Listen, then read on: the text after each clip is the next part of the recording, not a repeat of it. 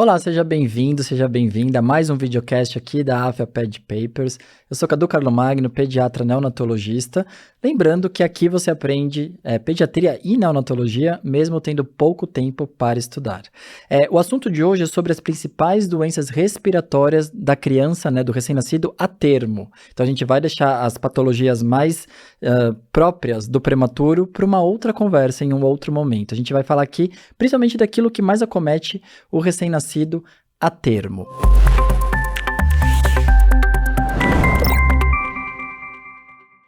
Vamos começar lembrando quais são as doenças respiratórias mais comuns no recém-nascido a termo. Então, a gente tem que lembrar uma coisa, antes de entrar especificamente nisso.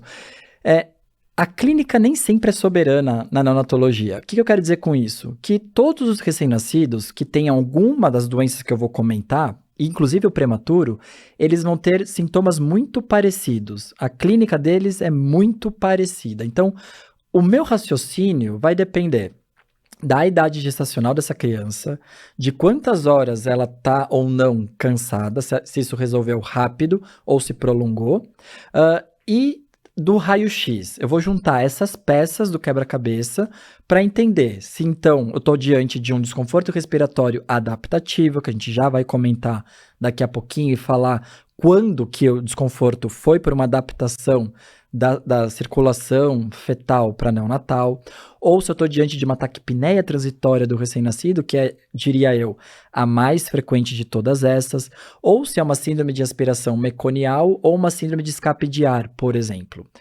Tudo isso vai depender, então, como eu falei, da idade gestacional, o tempo que durou essa manifestação clínica e aspectos radiológicos. Eu vou juntar tudo isso e aí eu vou fazer o meu diagnóstico. Tanto que não é errado, nas primeiras 6 horas de vida, chamar isso de desconforto respiratório precoce. Aquela criança que nasceu, cansou já na sala de parto e foi para a UTI neonatal. A partir de 6 horas, eu já tenho que ter um melhor entendimento da causa. Então, eu preciso dizer, é um desconforto respiratório precoce, adaptativo, taquipneia transitória, mecônio ou escape de ar, por exemplo. Depois de 6 horas é feia, preguiça não colocar lá o que é. Então, é assim que a gente acaba raciocinando. E aí agora eu quero te falar, como que eu identifico o desconforto respiratório no recém-nascido. Você já ouviu falar no boletim de Silverman-Anderson? Então, vamos lá. Esse boletim, ele avalia 5 sinais clínicos, que inclui batimento de asa nasal, tiragem intercostal, tiragem de fúrcula, gemência e balancim. Aquela criança que não apresenta nada disso e pontua então 0, é aquela criança completamente eupneica. Ela não está fazendo uso de nenhuma musculatura acessória para respirar, para ventilar e para oxigenar. Agora, se ela tem qualquer uma dessas de forma moderada, isso é super subjetivo, a gente vai adquirindo isso com a experiência, pontua 1 pontinho para cada. Se for muito acentuada, se for bastante desconforto, 2 pontos. Então, eu posso pontuar de 0 a 10 no boletim de Silverman-Anderson.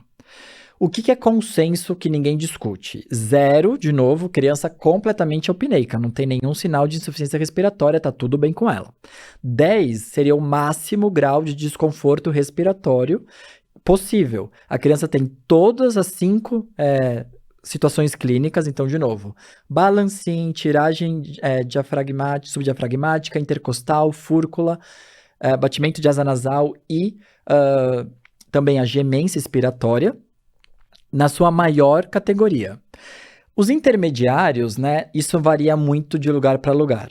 Muitos lugares fazem o seguinte raciocínio: de 1 a 3 é um desconforto leve, de 4 a 6, moderado, de 7 em diante, grave. E a maioria dos lugares também concordam que uma criança com boletim de Silverman-Anderson igual ou maior a 5, ela merece algum suporte ventilatório, que pode ser um suporte não invasivo. Não é obrigatório fazer isso de maneira intubada. Pode ser feito tranquilamente com a criança, suporte não invasivo, que pode ser hoje em dia um CPAP, um catéter nasal de alto fluxo ou qualquer uma dessas outras estratégias.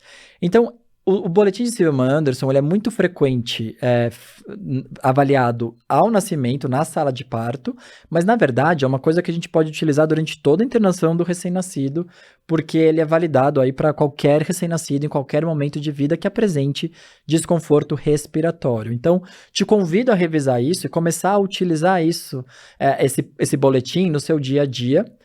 E lembro você também que às vezes as questões elas podem tanto citar o porquê que essa criança tem algum desconforto, como colocar o boletim de Silverman-Anderson, BSA.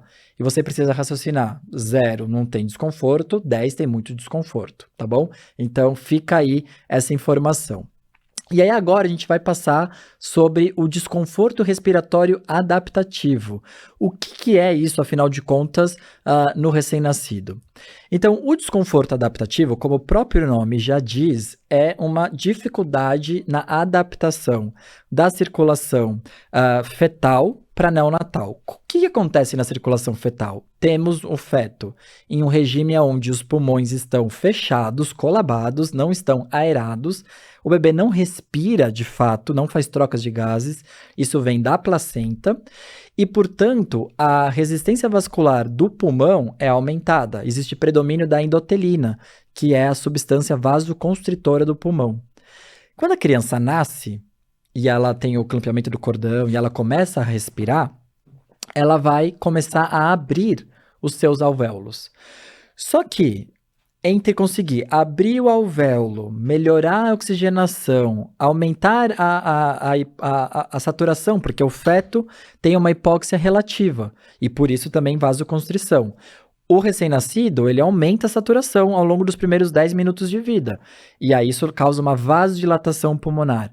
Até conseguir fazer tudo isso, a criança pode se embananar um pouco e apresentar na sala de parto um BSA, que geralmente não é nada preocupante, em torno lá de 1 a 5 no máximo. Então é um desconforto moderado.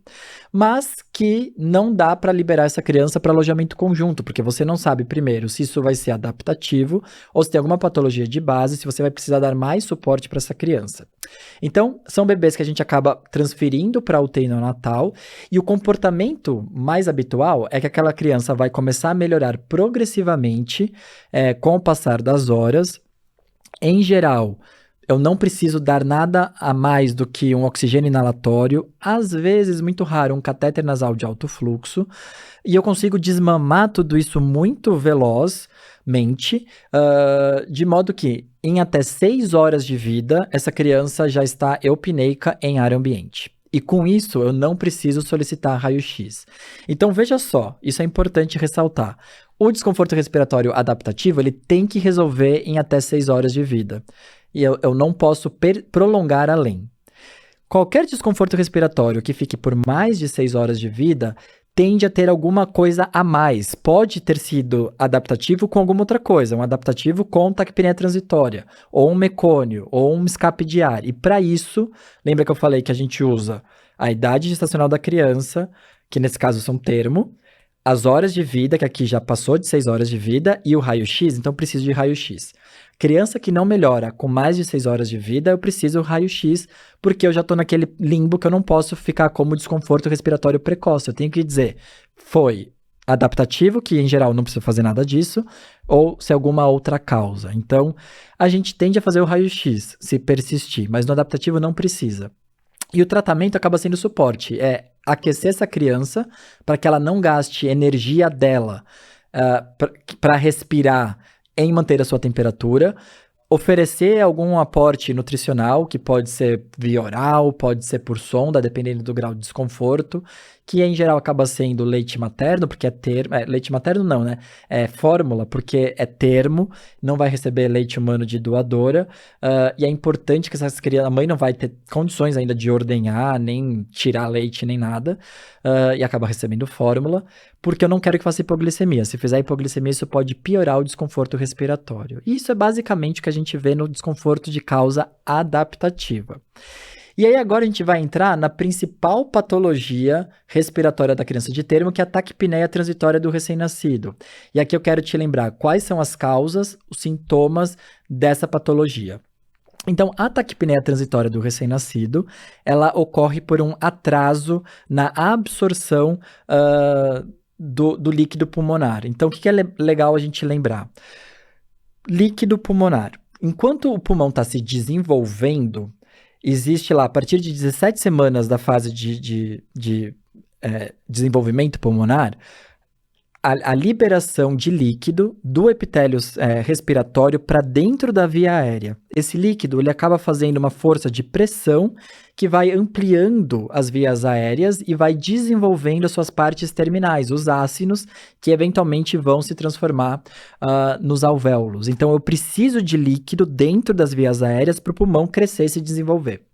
Tanto que, em geral, nessa fase, secreta-se em torno de 20, 25 ml por quilo por dia de líquido dentro das vias aéreas. Aí espera-se que 2 semanas antes da criança nascer, então lá em torno de 38 semanas, o epitélio respiratório entenda, bom, já crescemos, já temos o tamanho necessário de um bebê recém-nascido, então ele interrompe a secreção do líquido e começa a reabsorver esse líquido. E vai fazer isso progressivamente ao longo de 2 semanas. Se essa mãe entrar em trabalho de parto daqui 2 semanas e for um trabalho de parto vaginal, eu só omiti um detalhe. Em 2 semanas de reabsorção, reabsorve em torno de 70% do líquido que está dentro das vias aéreas. No trabalho de parto vaginal, reabsorve mais 10% de líquido, de modo que essa criança nasce só com 20% do total. 20%, no máximo, vai dar um desconforto adaptativo ou desconforto nenhum. Ela vai dar super conta do recado e os linfáticos vão ser responsáveis por começar a reabsorver esse restante e a criança tende a ficar muito bem, obrigada. Agora, qualquer fator que atrase a reabsorção desse líquido pode levar à entidade taquipneia transitória do recém-nascido. E aqui tem 2 coisas que, quando juntas, é a receita da taquipneia transitória, que é nascer de cesárea eletiva fora de trabalho de parto com menos de 39 semanas. Então, aquela criança que eu não deixei o epitélio parar de secretar líquido, reabsorver esse líquido e ela é despejada no susto. Mesmo sendo 38 semanas, ela pode cansar. Isso é explicado fisiopatologicamente. Então, viu isso, já pense em taquipneia. A outra coisa que pode estar relacionado é o filho de mãe diabético, que a mãe vai ser, então, hiperglicêmica, vai mandar um monte de glicose para o sangue da criança, mas o bebê não é diabético. O pâncreas, ele libera uma quantidade maior de insulina. Se eu aumento os hormônios, a insulina, eu reduzo os seus hormônios contrarreguladores, que inclui o cortisol.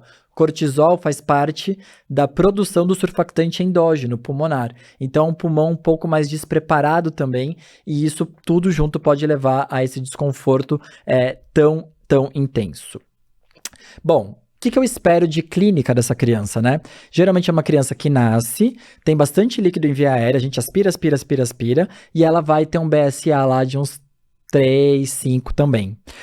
E ela tem um predomínio de taquipneia, ela é muito mais taquipneica do que dispneica. Então, é uma frequência respiratória acima de 60, tem um desconfortinho respiratório e uma saturação limítrofe, muitas vezes. 88, 91, não muito mais do que isso. Por conta do desconforto, não dá para liberar para o quarto, vai para a UTI e ela não vai melhorando tão rápido quanto a adaptativa, ela vai se mantendo meio igual. Eventualmente, tem chance de precisar de ventilação não invasiva, mais comum hoje em dia catéter nasal de alto fluxo do que CPAP, mas ambos ajudam a pressurizar o pulmão e a reabsorver esse líquido. Tá bom? E a gente faz um raio-x dessa criança, até porque ela não melhora em 6 horas, em geral. E aí, no raio-x, tem alguns achados importantes. O que a gente geralmente vê no raio-x?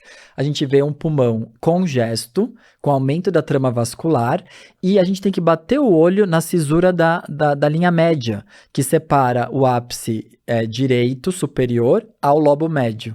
E aí, se você vê uma linha branca, é líquido na cisura. Tudo isso fala a favor de líquido que não foi reabsorvido no pulmão e fecha o diagnóstico da taquipneia transitória do recém-nascido. E Eu vou explicar mais coisas, mas só para você que for nosso aluno aqui da AFIA. Se você ainda não for nosso aluno, não tiver inscrito em nenhum dos nossos cursos, então infelizmente não vou poder te contar sobre o tratamento da taquipnea transitória, nem sobre aspiração meconial, nem escape de ar. Mas, se você decidir fazer algum dos nossos cursos que dão acesso aos videocasts, volta aqui para pegar todos os detalhes.